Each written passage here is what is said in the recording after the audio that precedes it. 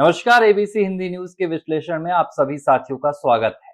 सयोनी घोष बंगाल की एक कलाकार, बंगाल की एक गायिका, साल 2021 में पश्चिम बंगाल में होने वाले विधानसभा चुनाव से ठीक पहले तृणमूल कांग्रेस पार्टी में शामिल हो जाती है। महज 3 महीने के भीतर आसनसोल विधानसभा से सयानी घोष को बकायदा चुनाव के लिए टीएमसी के द्वारा टिकट भी दी जाती है। मार्च 2021 की बात है। उनके खिलाफ भारतीय जनता पार्टी की तेज तर्रार महिला नेता अग्निमित्रा पॉल खड़ी होती हैं। इस चुनाव में सयानी घोष का बुरी तरह से हार के साथ उनको सामना करना पड़ता है, लेकिन इसके बावजूद टीएमसी उनसे निराश नहीं होती है। ममता बनर्जी के नेतृत्व वाली तब टीएमसी ने उन्हें यूथ टीएमसी का अध्यक्ष बना दिया। इसके बाद सयोनी घोष राजनीति में सक्रिय हो गई। अलग अलग विवादों में उनका नाम आने लगा। 2024 आया तो वो बाकायदा लोकसभा चुनाव जीतकर देश की संसद भी पहुंच गई। संसद में तेज तर्रार बयानबाजी करती, सब कुछ होता। 2026 आया, पश्चिम बंगाल में विधानसभा चुनाव होने लगे, प्रचार प्रसार चल रहा था। एक इंटरव्यू होता है।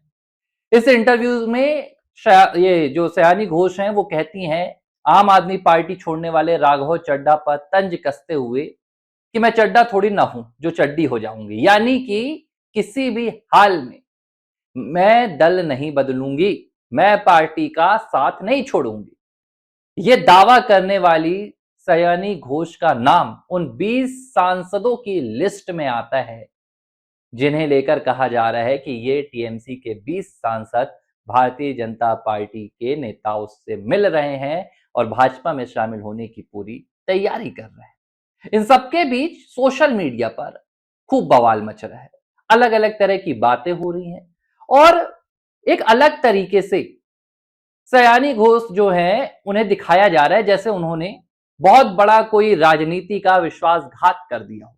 हालांकि कोई बड़ी बात नहीं है। राजनीति में नेताओं का दल बदलना बहुत साधारण सी बात हो गई है आज के दौर में। खासतौर पर ये जो 2014 के बाद वाला दौर आया, इसने सत्ता पक्ष और विपक्ष दोनों को बांट कर रख दिया। विपक्ष का हर नेता जिसे अब उम्मीद नहीं लगती कि उसकी पार्टी जीत पाएगी, वो सत्ता पक्ष में आ जाता है, बाद में बहाने कुछ भी बता देता है। बहुत दिग्गज नाम भी शामिल है। हालांकि इसमें क्या कहना कि जिस टीएमसी में सयानी घोष को बगावत करने के लिए इस तरीके से कटघरे में खड़ा किया जा रहा है, वो टीएमसी ही बगावत से बनी है। साल 1998 में टीएमसी जब बनी तो उनकी नेता ममता बनर्जी कांग्रेस छोड़कर आई। 1999 में शरद पवार कांग्रेस छोड़कर आए, सोनिया गांधी के साथ मतभेदों को लेकर। बड़े बड़े नेताओं के नाम शामिल हैं, लेकिन इन नेताओं को कभी भी इस तरीके से ट्रोलिंग नहीं झेलनी पड़ी है। मैं और क्या बताता हूं आपको, मैं बताता हूं कि ज्योतिरादित्य सिंधिया एक बहुत बड़ा नाम। सिंधिया घराना भारत की राजनीति में लंबे अरसे से अपना एक वर्चस्व बनाकर रखा हुआ था। माधवराव सिंधिया, राज सिंधिया, मतलब एक अलग उनकी छवि रहती थी। ज्योतिरादित्य सिंधिया ने बगावत कर दी साल 2018 के विधानसभा चुनाव के बाद। उन्होंने मध्य प्रदेश में कांग्रेस की सरकार गिरा दी। लेकिन सिंधिया की आलोचना किसने की? सिंधिया की आलोचना की मध्य प्रदेश की कांग्रेस ने, देश की कांग्रेस ने। इसके अलावा सिंधिया की आलोचना गली सड़क में खड़े हुए लोगों ने नहीं की, आम जनता ने नहीं की। हेमंता बिस्वा शर्मा ने कांग्रेस छोड़ दी, आज वो भारतीय जनता पार्टी के सबसे तेज तर्रार मुख्यमंत्रियों में से एक हैं। उनकी आलोचना नहीं हुई, सिर्फ पार्टी के भीतर हुई, राजनीतिक आलोचना हुई। अब आम आदमी पार्टी से 7 सांसद आ गए, राघव चड्ढा भी आए, थोड़ी बहुत राघव चड्ढा की हुई, सोशल मीडिया पर आलोचना हुई, लेकिन इतनी नहीं हुई जितनी सयानी घोष की हो रही है। सवाल उठ रहा है कि ऐसा इन्होंने क्या कर दिया। मुझे याद आ रहा है वो इनका एक गीत था जो पश्चिम बंगाल में विधानसभा चुनाव के दौरान ये गुनगुना रही थी, जिसमें वो कुछ कह रही थी कि उनके दिल में काबा है, नैनों में मदीना है। और उसके बाद जब पहला चरण हो गया था तो जाकर हनुमान चालीसा भी गुनगुना रही थी। तो तभी मैंने एबीसी हिंदी के एक वीडियो में कह दिया था कि ये हनुमान चालीसा अगर पश्चिम बंगाल में गुनगुनाई जा रही है तो इसका साफ मतलब है कि पश्चिम बंगाल में सत्ता परिवर्तन हो चुका है। आप अगर वीडियो देखेंगे तो आपको एबीसी हिंदी में मिल भी जाएगा। लेकिन अब एयरपोर्ट पर एक वीडियो आया, आज का है। सयानी घोष जा रही थी तो कुछ पत्रकारों ने उनसे सीधे कहा कि आप तो कहती थी कि आप चड्ढा नहीं है जो चड्डी हो जाएंगी, तो अब आपका नाम उस लिस्ट में क्यों आ रहा है? यकीन कीजिए इस बात का जवाब घोष नहीं दे पाई और उन्होंने कहा कि मैं वक्त आने पर इसका जवाब दूंगी।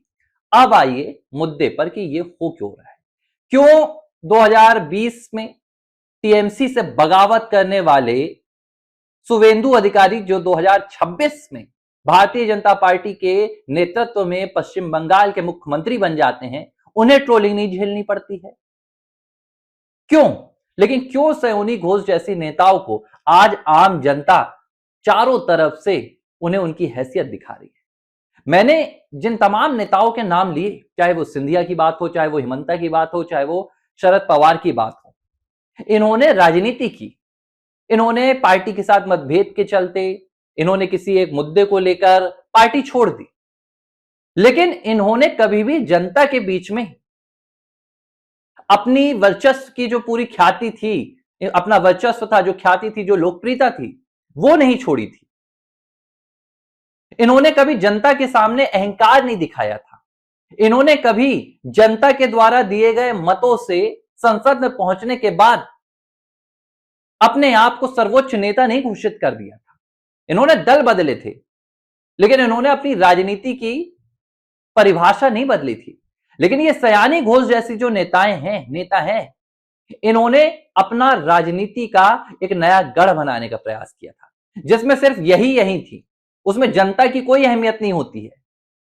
और इसीलिए आज जब ये अपने बड़े बड़े खोखले दावों से इतर जा रहे हैं, जब ये पार्टी बदल रही हैं, दल बदल रही हैं, तो सिर्फ राजनीतिक माहौल इनके खिलाफ नहीं है, सिर्फ पार्टियां इनके खिलाफ नहीं बोल रही हैं, बल्कि आम जनता भी अब इनकी ट्रोलिंग कर रही है, लानतें इन पर दे रही है कि ये देखो, ये अपने स्वार्थ के लिए इन्होंने राजनीति की और आज अपने स्वार्थ के लिए ही ये दल बदल रहे हैं। सिंधिया का जब बात मैं करता हूं, सिंधिया की बात, तो सिंधिया ने कोई अपने स्वार्थ के लिए नहीं किया था। ज्योतिरादित्य सिंधिया 2020 में जब भारतीय जनता पार्टी में शामिल हुए तो उनका एक मुद्दा था, वो किसानों के लिए लड़ रहे थे। और जब इस मुद्दे को लेकर उन्होंने कमलनाथ से कहा, सीधे तौर पर कहा कि भाई अगर आप ये सॉल्व नहीं करेंगे तो मैं सड़क पर उतर आऊंगा, तो कमलनाथ ने जवाब दे दिया था, तो उतर आए। तब सिंधिया ने छोड़ी कांग्रेस। हेमंता ने इसलिए छोड़ दी कि एक परिवार की पार्टी बन चुकी थी कांग्रेस। शुवेंदु अधिकारी ने इसलिए टीएमसी छोड़ दी थी क्योंकि शुवेंदु को पता चल गया था कि भाई अब टीएमसी एक भतीजे विशेष की विचारधारा पर चल रही है, वो बंगाल के लिए नहीं है, अब वो एक परिवार के लिए सीमित हो चुकी है। शुवेंदु भी आए, शुवेंदु को कोई ट्रोल नहीं करता है सिवाय टीएमसी के।